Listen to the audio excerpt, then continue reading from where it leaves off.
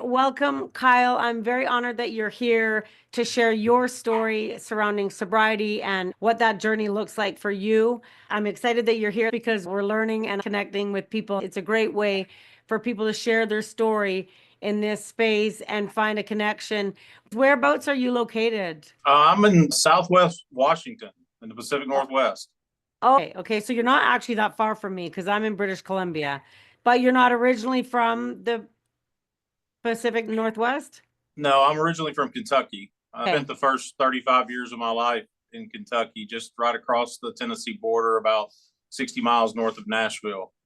Okay, well, Kyle, I'm going to get you to introduce yourself and then we'll get into the nitty-gritty of all the questions here. So just tell us a little bit about yourself, what you're into, and maybe just the beginnings of your sobriety journey. Yeah, my name's Kyle Mays. I am a holistic iridologist, and that is someone who does iris analysis for health reasons and gives reports on that. I'm a homesteader. I raise pastured poultry. And I'm a big proponent of ancestral and generational trauma, men's work, and sobriety work. And so that's kind of what my life is now. As far as my sober journey, I'm coming up on 5 years sober. I got sober in June of 2020. I've had a lot of experiences with that, and I like sharing my story and talking to people about it. I do believe that one person's message can be another person's medicine. And the more we share our stories, the more good it can do for people who are out there struggling. Even just you saying that you got sober in 2020, I'm sure there's a big story behind that. But with all your work that you're doing, ancestral healing and generational trauma and men's groups, was that something that you did prior to sobriety or as a result of sobriety? I was familiar with generational and ancestral healing through my iridology experience. That's been a part of my life for over 20 years. But the men's work and sobriety stuff didn't really start until after I got sober in 2020. But that's beautiful because did you started building like men's circles and men's groups after that and as a resource for yourself and getting other men together? Well, not immediately. I spent the first year of sobriety mainly doing Alcoholics Anonymous. There was just something deeper in me needing to get out, and I started researching other ways of healing and growing. That's how I came across men's work. So it wasn't until like year two, and I just started joining other groups. I started working with a mentor that's been in the men's work for a long time. And it's only been recently that I've started creating my own spaces and holding that space for others. I know that we don't need to even identify as any one specific thing because there's such a large spectrum and so many variations of relationships with alcohol. I just decided one day going through that program, just giving yourself that time to clear the slate. I feel like every year that passes for me, I'll be 4 years in June. It just gets better. Every year I get closer to feeling aligned. I feel like a better leader with my breath work, my fitness, my yoga, and all of that. So that's quite interesting how it always has that form of an evolution, right? After you go through the program. And are you still active in AA? Not really. I occasionally go with a friend, but I've probably been less than 10 times in the last 3 years. I live way outside the city limits now, and there is a group that meets close by once a week, and I've been to that one a couple of times, but no, it's not something I go to regularly, and that's not a knock on it. I still would encourage No. anyone to go. It's just not something that I do anymore. Yeah. So 2020, can you take me back and tell me what the turning point was? And was there an epiphany moment or was there a rock bottom? Or what did that look like for you at that time? June 2020, did you say? Right. June. So that's the thick of COVID as well. There's probably a lot of different pieces playing into that. Can you talk us through that a little bit? Sure. The moment that it happened, the epiphany, the rock bottom, it doesn't sound like a rock bottom, but it definitely felt like it. Everybody's rock bottom is different. It took me a long time to learn that because it didn't feel like I got shook enough, but I really did. It was as simple as my wife at the time telling me that she was leaving me because she was sick of me not being present. And we had had these back and forths for almost 10 years of one of us threatening the other one to leave and just having a really rocky road along the way. For whatever reason, that day, She didn't yell. There was no argument. She said it just as calm as you and I are sitting here talking right now. When the word present rolled off her tongue, it was like a sledgehammer hit me in the chest. I literally Wow. felt what I refer to now as God saying, that's it. You're not going to be allowed to do this anymore. It wasn't so much that I was realizing that I hadn't been present for my marriage. It was sinking in immediately that I hadn't been present for my entire life for over 20 years. At that moment, I had been drinking pretty steady for 25 years. And it just shook me like nothing else. I have been to jail. I have been in fights, caused a lot of problems along the way, and nothing shook me like the word presence that day. That's been day one for me. It's been my theme ever since. That's what I'm here to do, to be present every day now, because I wasn't for so long. Yeah, like you said, rock bottoms don't all look the same. And actually, nobody's relationship is the same with alcohol. So that makes sense that the rock bottom's not going to be the same.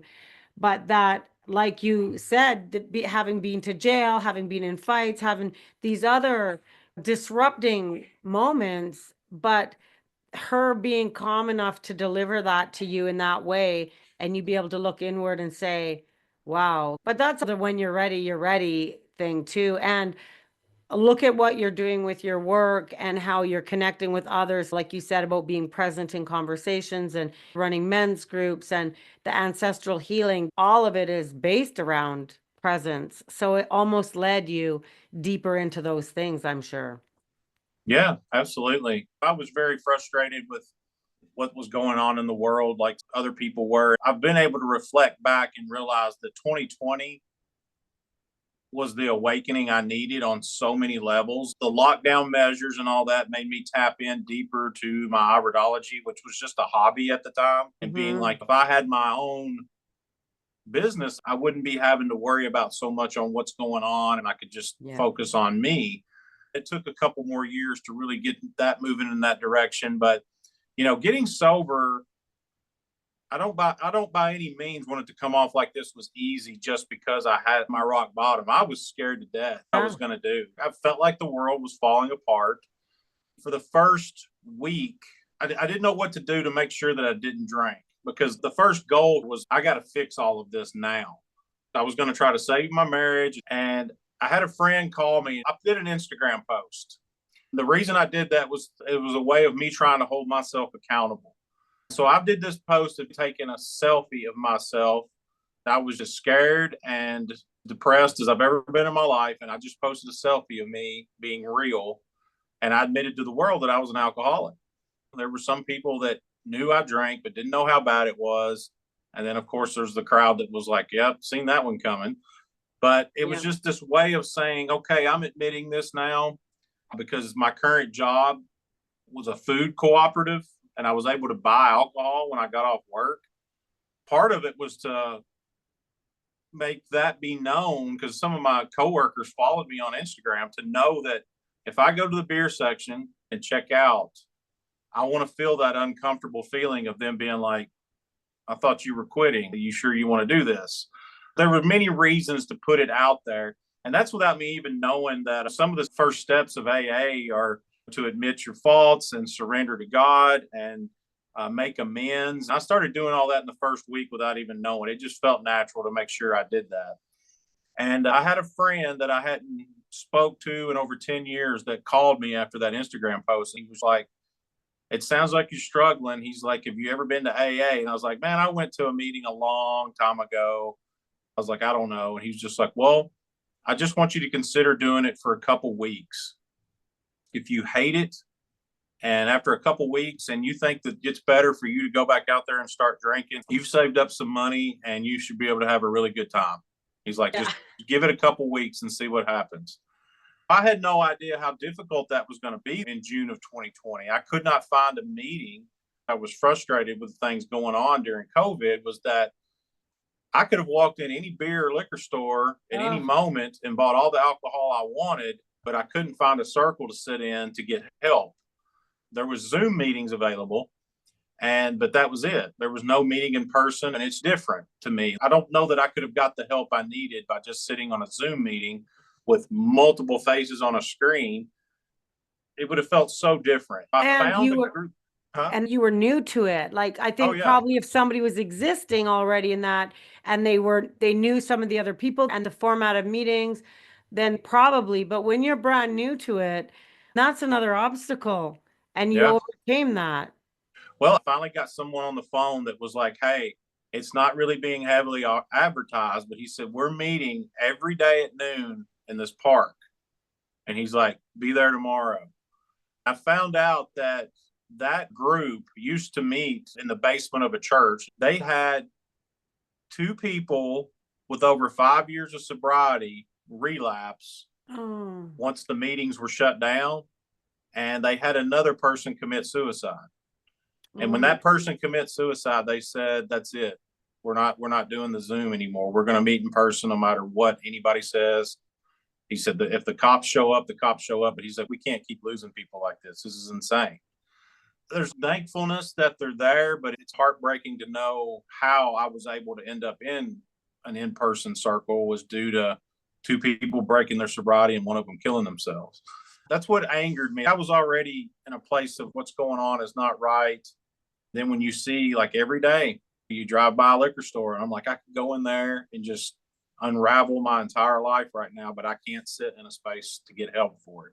And Well, so that's the same with fitness. I have a small studio and I was still drinking during COVID, actually. My daughter was 6 and we spent a lot of time together. I was sipping wine all the time, but wallpapering and puttering around the house, and we had a really good time together. I still had the keys to my gym, so I still had that resource. The amount of people that didn't have that, I was heartbroken that I couldn't be open for people because it's not just about lifting weights or doing chin ups or cardio or yoga. You can't start to move your body without there being such great shifts in your emotional being, your mental well being, all of that. It really kind of boils down to the government knows they can't shut down their local drug dealer, but they can shut down the gyms because we're not bringing money in. The cost is going to come back to them. And the cost of loss of life, of mental health issues, of all of that. I think that a lot of administrations now are looking back and admitting that was a mistake. And to yeah, the gym piece, I considered staying open, but I'm a single mom with a business and a mortgage. And I'd heard of other gyms getting fined and having their business license taken away. It was just something I was too unwilling to risk. But I do mainly one-on-one. So we could even distance. That was never worked into it. They were looking at right here, right now, instead of the long-lasting effect on people's mental health and even life. It is a life and death matter when there are people relying on these programs and in that way and then not being able to have that. It's actually hard. So you went to that one meeting, and then how long was it after that? Did they stay in the park for a certain period of time? it stayed that way for the entire year that I was in it. I think they came to a point where maybe in 2022 they put it to a vote and half the group decided to go back inside. And but I think the meeting in the park is there to stay even today. I think you could still show up at that park at noon and there's an AA meeting. That's quite beautiful Yeah, to be outdoors and be connected to the source, right? I started in June.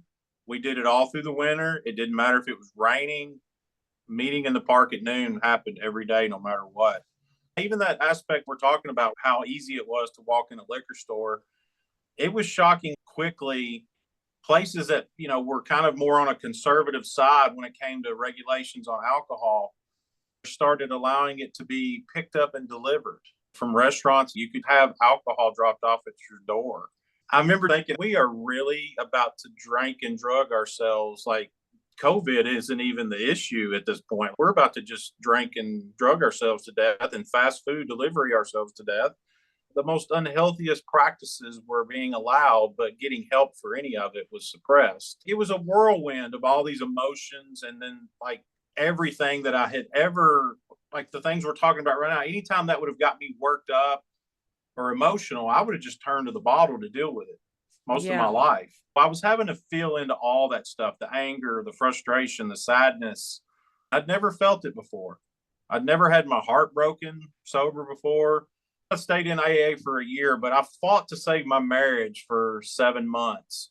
Right. When she came to you and said that you're no longer present and that it's over, it was contingent upon some changes, and then you started facilitating those changes, and then that took 7 months, then it just didn't work out, or? Well, immediately it was more of she wanted me to go. She wanted me out. And the only way that was going to work basically is if I lived out of my car, because we just couldn't financially start paying two rents or two mortgages. And so basically, I would come home from work, and I did this for the first year or two. I would come home from work, change my clothes, and I would walk. I literally walked 5 to 20 miles a day every evening after I got home from work to deal with the anxieties and the emotions that I was going through. Occasionally, a couple times a week, there was another meeting in the afternoons along this walk, and I would stop in at that meeting. So I was going to two meetings a day and walking 5 to 20 miles a day. I was putting in the work. You were doing the work. And that walking meditation, there's a lot of science behind what parts of your brain that opens up. It's painful because you're blowing your mind right open by all of the oxygen and getting your body moving. But while you're in a state of trying to heal, that's digging right in. It's really beautiful, Yeah. actually. And how convenient that there was a meeting there on your walk. Like it's actually all being placed in front of you. You don't want anybody to misunderstand that it was easy, but the resources were actually there. You had to look for them and you had to walk for them, but they were there, right? Yeah. So I did all that. And then, there was like these agreements of meeting in the middle. If we're going to continue living together, this is the deal. Drinking was completely off the table. 7 months into it, I did have to agree to officially get divorced. Even if we were going to work things out and stay together, it was going to be like this complete redo. Like we were going to end that marriage. And then just a couple days after we signed the papers, it was Valentine's Day. And I came home from work and she was all dressed up, looking as sexy as I've ever seen her before in my life, and told me that she was leaving and that she was not staying here. And she did a social media post saying that she was divorced. And when I had time to read that, she blocked me. And so I had no way of knowing anything after that. Maybe hindsight 2020, I should have known all this and seen it coming, that the whole thing of getting divorced was actually her exit.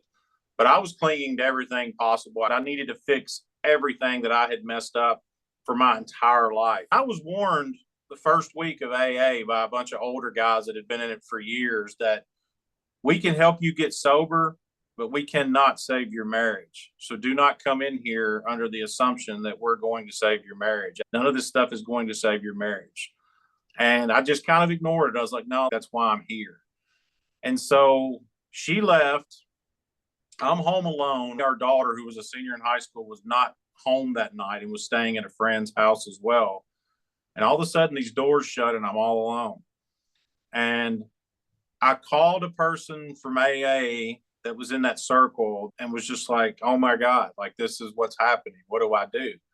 And they weren't exactly telling me what I needed to hear. I got off the phone and I was just like, that was the first time in the 7 months I had contemplated just going and getting a bottle and checking into a hotel room and letting it rip. I got the worst migraine headache I've ever had in my life. You don't really want to drink when you feel that way. It literally put me down. Like I was in excruciating pain all over my whole head, my eyes. It was to the point that I was throwing up. I sat in that misery of heartbreak and migraine all night long. Somehow I eventually passed out and I woke up the next morning and it was almost like the same sledgehammer that had hit me in the chest. So I feel like that was another sign from God saying, we're still not going to do this. I'm going to hit you over the head with it this time, and you're going to face this, and you're going to do it sober. I went back to the meeting the next day. I told the story of what had happened. I told him, I get it now. I've got to do this for me. I can't do it for anybody else but me. I can't do it to save a marriage. I can't do it to fix the wrongs of the past. So it was like day one again on the 7th month. That was two big awakenings that happened within the first year. That's probably the first time I've shared both of those stories with anybody, at least this publicly. Wow, what an honor for you to share that. When you said that you came home and she was all dressed up, I was like, oh, plot twist moment. The other part too, what a divine, like the headache, as soon as you were contemplating that, the deepness in your body that knew that was toxic to you and poison and life shattering, it must have rushed into your body in a way that gave you that headache. What a gift that you had that. Like at the Yeah. time, of course, it's like, doesn't feel like that. And I've never had a migraine in my life, but it's the small thing to avoid the big thing, right? So you were at home that night, you go back to the meeting the next day and have this epiphany that it's not about saving your marriage, it's about saving yourself. Was AA the only support that you had at that time, or did you have close friends that still drank, or what did that look like for your support system outside of AA? I didn't have much. I hadn't made a whole lot of friends when I moved out to the West Coast. I do have some friends, but nobody was really close that could understand what I was going through. I did a lot of it alone and just with the AA circle. And I don't recommend that being the way. That's part of why I walked so much. The walking was also my friend, just getting outside and not sitting still. When you sit still, that's when you start getting up here. And The movement was big. even with anxiety, what they're learning more about anxiety, even when certain kinds of meditation use interoception to get you out of your head, and that when you're moving, like you said, if you're still, your body, you don't have anything, there's no outlet. But when you're walking, even the action of walking and putting steps behind you is symbolic. Like you said, your friend, I've done a lot of training over the years and had to get up early, get up a hill for cardio. You're by yourself. I felt very connected when I walked and often wouldn't have music on because it was too early and it was dark. I think that probably played such a huge role in your overall recovery, your mental health, your physiological health, right? I wouldn't identify as an alcoholic, but it definitely was problematic when I drank. I kind of went all in when that's what everybody else was doing. But when I made that decision, I didn't hide it from people that I don't drink, but I didn't start to speak to it through my Instagram or through my work, breath work and yoga and meditation and fitness, all those things kind of match that lifestyle. I have been lonely since, not at home crying because I've got a full life with my daughter and my business, but connecting with people in the same way is dramatically transformed when you decide to quit drinking alcohol, whether you're in full recovery mode like you were in 2020, or whether you have just decided that this isn't for you and it's not going to serve you to become the greatest version of yourself. I've had friendships that have just naturally fallen away. We still love each other, but we're just not close because we don't have any shared time together. So you should be really proud of getting yourself out there. First of all, starting with the walking, because that happened before the 7 month landmark, right? So I Yeah. think that from that perspective, that would have had to feel even more lonely when it's a daily struggle. Do you feel like in those beginning days, the first 7 months was very focused, right? Like you felt like you were making progress and then it all kind of fell apart again. Do you ever have days now? Like, is it something like that over these 5 years has evolved, or is the struggle still there sometimes? If something triggers you to feel a certain way, is it take you back to that feeling of struggle of that first 7 months or the 7 months one day? Well, I think, I've had a couple moments over the last few years that were what I would describe as heartbreaking. None of them really made me think about turning to the bottle again. It's very necessary to feel it, no matter how tough it is now. It's not that I welcome all this torture and pain in my life. No. I know that when it happens, it's actually normal for us to experience things that are sad and make us angry and want to grieve. We have to process it in a way that doesn't leave it inside of us longer. Every day I drank for 25 years, there was things occurring that I never allowed to fully flow through me the way the human experience is supposed to occur. I broke down in year two and mourned one of my best friends that died when I was 28 years old. My mother passed away about 7 years before I got sober. It's like all those things without me even trying revisited me and was like, hey, we're Yeah. still here and there's still something left here that you need to face. Because of experiencing that now, I don't put any of it off to the side and be like, I'll come back to you later. I feel it in the moment, and it's a part of the daily practice of being present. If it comes up, I let it flow. I had anxiety and sadness after drinking as a personal trainer. I didn't know that at that time because we didn't question it. The pain's going to be there whether you've got alcohol in your system or not. When the alcohol's there, it's a different kind. There might be regret and, oh my gosh, was I saying weird things or silly things? And did I embarrass myself? That regret's painful. I've had that lots in my life. But when the alcohol's not there, it just feels like it's more productive. The pain is the truth of losing your mom or losing that friend you never really mourned. It's getting to the core. Whereas when you're drinking, you're worrying about all the stupid stuff because you're dealing with the cloud that follows the drinking. It's not even touching deep. Then the next time you're starting to feel that, your bottom's up, right? So those feelings, those hard days, they're going to be there with us no matter what. It's just we've got so much more of our authentic self there ready to show up, right? Yeah.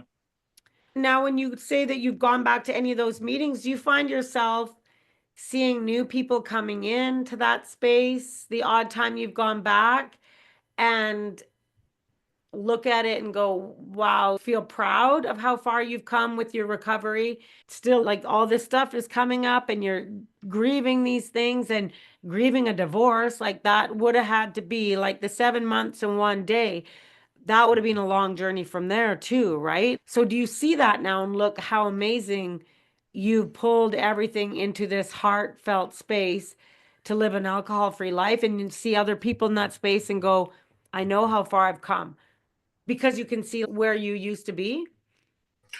Yeah. I mean, it's part of why the elders of AA really encourage people to always stay a part of it. There's always going to be a version of you that may show up 1 to 20 years later that are going to relate with you and your story. When I walked in there, I felt like I was the first one ever experiencing what I was experiencing. And we do all have our own unique experiences, but that was part of why I was questioning my rock bottoms. I was hearing so many other rock bottoms that I was just like, well, mine's not that bad. Finally, someone else says, no, it doesn't matter how yours occurred. It did happen. And this was my story. Mine doesn't sound so bad either, but it still mattered. We were still a Yeah. lot of pain and we were suppressing our lives and we needed help. When I see someone walk into an AA circle, even if their whole life it seems to be collapsing around them, it doesn't matter if it's in an AA circle or if I see someone in a grocery store that's crying, there is a feeling of joy that comes over me, not because they're hurting, miserable, or crying. It's that I know they're letting go of something they've probably been holding on to for a long time. If you're willing to walk in an AA circle, you're finally letting go that huge weight and realizing that you can't carry it anymore. And I'm here to accept defeat and I want help. And if the person crying in the grocery store, they are letting go of some grief that otherwise would have probably been making them sick over time. I see it everywhere now. I probably see it more than anybody else because I'm just like Aware. drawn to it. There's a lot of people out there that are still kind of stuck in that, and I feel for them. I just want them to know if they hear anything I say at all today or ever, is that there is a way, and Yeah. it's not necessarily going to be easy. Those first 30 days is hell. I Yeah. felt like I was in hell, but you have to step into that fire and you have to let it burn off everything that has to be burned off before you can move forward. And it's going to hurt. And it's just better that you do it and you do have people around you. Community is big. That's why it was such a Yeah. struggle for me to accept what was going on in 2020. I could not get people around me to help. So whether it's a sober partner, family and friends, or an AA circle, you got to find some people that are supportive to help you through it. Because going at it alone, when you see these people, and I know you said you didn't go into the recovery world to get help, but there are a lot of people that will decide to quit drinking that were drinking really hard like I was. And there are parts of AA and some of that deeper work that I got into over a year later that people don't realize they need because you don't want to just put down the bottle and be the angry, sober guy the rest of your life. Yeah. Because some of those people are just as miserable to be around as the people that were drunk. Yes. And so when you go into AA and you work the steps, make amends, you're able to move into a different direction and understand what it's like to carry yourself through sobriety. Because if I hadn't learned all these things that I've learned, I'd be sober, but I'd just be pissed off all the time. Yeah. Everything would just make me mad. I'd be wanting to drink and deal with the problems all the time, but still just refusing to do it. I would just be bitter. You got to get that community flow going with Yeah. whatever works for you. But going at it alone, I don't recommend it for anybody. It doesn't matter if it's drugs and alcohol or whatever. If you need help, be willing to ask for it and get some community of people that have been through it before to walk along with you. We're all, as Ram Dass says, walking each other home. Don't be the person that somehow finds your way home alone one day. When you said about your rock bottom was that you have a tendency in general, we say, oh, well, it wasn't that bad. And I had a lot of guilt and feelings of fraud when I quit drinking because it was actually very easy for me to quit. But if I wanted to live the life and role model the best that I can for my daughter, Jasmine, to be the best yoga teacher, the best trainer, the best breathwork facilitator, to speak from the depths of myself, I had to let go of alcohol. So it was easy to let go of, but it was also very necessary. You were talking about the process of the steps. Like it's quite funny because I actually feel like there's certain things that have naturally been coming up for me through the breath work that are some of those steps, like forgiveness. Like we were on a hockey tournament a couple weeks ago and I couldn't sleep the night before. And you know that feeling when you have had a couple drinks and you can't fall asleep? I kept coming back to this thought when we were teenagers. My parents, our family went to Mexico, and my younger sister, who would have been 16 and I was 17, we snuck out of the hotel because we'd already had drinks, went to a bar, and my parents were on the beach looking for us in Mexico, a 16 and 17-year-old. I couldn't sleep because I had so much guilt. The next morning I see my parents and I'm 50. This was when I was 17. And I had to apologize to them and say, I'm sorry. Like I was crying. I'm like, I'm sorry I did that to you. I don't know that we would have done that if we weren't drinking. We probably wouldn't have, but either way, sorry for putting you through that. And there's been a few people that I've reached out to and just said, look, if I wasn't present enough for you, if I said something that hurt your feelings about something, like I've had a few little key things and it's organically like I'm not sure how that process. I don't even really know everything about AA. I just knew that there was that forgiveness piece and making amends after having let go of alcohol and breathing deeply into my being. Some of those steps have been taking place for me naturally. It is a very cathartic and organic practice to do that in your life because you're clearing that space out of the guilt that you feel from the times you were drinking and doing things that your natural being wouldn't have done, right? So Yeah. it's quite cool to hear that because I haven't spoken to somebody that's been in AA before. This is my first conversation with someone who's been through the program. I've seen in the sober groups people talking and taking each step. From that perspective, having someone there to go through that process together is helpful. So now, do you feel like since you're sober that you've got some specific practices in your daily life that help you stay grounded in that? Do you have a gratitude practice or something where you pull yourself aside to be with yourself and recognize your growth? Well, I don't know that I pull myself aside necessarily. I do spend some time alone every day. I live on a homestead, so just being out, connected with some animals and out in nature every day is a very welcoming place for me. I know everybody can't be a farmer or a homesteader, but I do recommend that people, it's about getting outside to me. It's just not the same. And it's like I live in the Pacific Northwest. There's a lot of walking trails. But even if you're in a city, try to figure out where the closest park is and make that your destination. Walk to the park and back at least once a day. Just connect with what is natural. Yeah, and the sky above your head is it's quite freeing, right? Like it really does open you up. I just have a couple more questions. Each milestone that passes, do you celebrate that? Like, I know you're not working the program, you're doing other things that are allowing you to evolve, but do you take note of specific dates and do you, or like, what does that look like for you as you get further and further in? I was like, okay, I'm not going to do this anymore. I don't like identifying as an alcoholic anymore. That's probably the one disagreement I have with the AA world. I don't think this is the Marine. So I'm not once a Marine, always a Marine. Yeah. I used to be an alcoholic, and I've had some tell me they can accept that I am a recovered alcoholic. And I guess I can get along with that. But there was a part of me after a couple of years that really wanted to put this distance between me and alcohol. But I still like doing this with you. I still want to share my story. I still get the whole aspect of why they want you to keep coming back to AA because, like I said, one man's message is another man's medicine. What I do is every year I try to put out a different message to social media. Like, this is my fifth year, and here's what I want to share about that. So, like, after 2 years, after 3 years, I shared some things. I remember in year three, I said something about how if your sobriety started due to a relationship ending, be careful about the next one you get into. Make sure that you've done some of the work and you've healed that big open wound that has occurred Yeah. from that before, and make sure that you find a way to love yourself before you expect someone else to. I try to send out some kind of message of some of the experiences I've had along the way. One of the things that's happened this past year is that I was around a lot of alcohol for the first time. When you're as old as I am, you don't have to necessarily be around clubs and bars. You don't have to be at parties.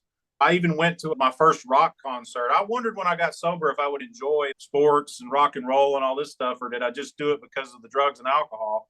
I went to a Korn concert. Like, I grew up really loving the band Korn. I think that entire band now is sober, and a lot of people were just Gen Xers like me that have quit drinking. They were drinking and stuff, but it wasn't like it used to be in my early 20s. It was still like, oh, we're all still here and we're lucky to be alive. This is cool. Yeah. So, but yeah, I do still celebrate it, I guess, by acknowledging it, but it's not the same. If it's convenient, I would go to a meeting and share my story on my 1 year or each year anniversary. But like I said, in the early days, I really wanted to put this distance between me because it was more about shame. I was ashamed of everything that had happened. And now I'm just like, no, it's not who I am anymore. I'm willing to talk about who I was, who I am, and who I am becoming. And that I'm very open about that. Yeah, that's beautiful. So now, do you have anywhere that we can attach to the show notes with any offerings that you have? Because I know you do men's circles, and I think that that's something women naturally seem to gather more. Now there's this big movement with men gathering, which I think is really healthy and positive. So if you've got any offerings coming up or experiences that if any of our listeners are looking for something like that, whether it be online, whether it be in person, do you have anything like that coming up that you want to share with our listeners? My website is simply my first and last name, Kyle Mays Iridology. It's IRIDOLOGY. As a holistic iridologist, I offer tools that help people go deeper and figure out some of the traumas that may have caused them to start using drugs and alcohol. I was able to go much deeper into my own healing to think about day one. When did I do it? Why did I do it? When did I start doing it? There's indications in the iris that can talk about things like self-esteem, fear, and grief that we either are currently carrying or that we have brought into this world from our ancestors. I do one-on-one sessions that are related with a lot of that stuff. I help guide people through their sober process. Like I said, I encourage people to step into an AA circle and go that route. I am working to hopefully have finished by this summer what I'm calling a deeper dive into sobriety, some things that go beyond and rehab that teach people some of the lessons I had to learn along the way, and more on a health aspect, some things that help recover the liver and deal with anxiety. Talk about walking and getting outside and doing stuff to make it a little easier than that tough path we all go through in the beginning, just some alternatives to alcohol. Alcohol for me did things that herbs and kava will never scratch the surface of, but some of those alternatives are more about toning down the anxieties and the fears, being social again. So I just want to teach people about tools like that that you don't exactly get in AA. I'm trying to come up with that by the end of this summer, and it'll probably just be a free offering. I'll present it in person at our Wellness Collective in Amboy, Washington, and record it, put it on YouTube, and people can share it freely as much as they want. I've got the question for you from our last guest. The question is, if you went back to your 10-year-old self and could offer one piece of advice, what would it be? Most of the stuff that you are worried about and have fear of is never going to take place. And the things that do are not going to be nowhere near as bad as you think they are. Yeah. Did you play football? Yeah, I would tell my 10-year-old self, you can keep playing for a little while, just quit before you get to high school. Too many concussions and just aches and pains that will stick with you for a long time. And it's just not worth it. There you go. And so then what would be your question to leave to my next guest? Is it going to be related to sobriety? No, it doesn't have to be actually. It can be anything. It could be related to sobriety or just whatever you want it to be, like just to provoke some thought. I got this idea from a Spanish podcast that I follow, and I'm sure there's other podcasts that do it too. So I really like the idea of connecting with those questions that do not need to be related to sobriety at all. I guess I would just simply be curious to what they'd say of what brings them the most joy. And if they don't know right off the bat, what brought you joy as a child? And you know, that comes back to full circle. That takes you directly back to being present. Yeah. Because if you can speak to what brings you joy, that's presence. Well, thank you so much, Kyle, for sharing your story. Some heart-wrenching things in there, absolutely. But you should be so proud of where you've come to. And thank you for being honest about, you said you haven't told anybody those two stories at the same time. So I appreciate you sharing that with me and anybody who's listening. Because as you said, when you share your truths, that could be an aha moment for somebody else. It could help them feel like they're ready to take that step or whatever. It's going to provoke some thought. I really appreciate your time here. I will share all your information about your website and offerings. Let's stay connected so I can share those offerings for anybody that's down your way for your collectives. Yeah. Well, I appreciate you. I should have cleared it up when I spoke on it. That was in no way a knock towards my ex-wife. I have her permission to share that. She broke me wide open, and it was exactly what I needed. I'm thankful for it. She is very supportive and happy for me on my path now. We still speak a couple times a year. It wasn't a negative thing to share that story.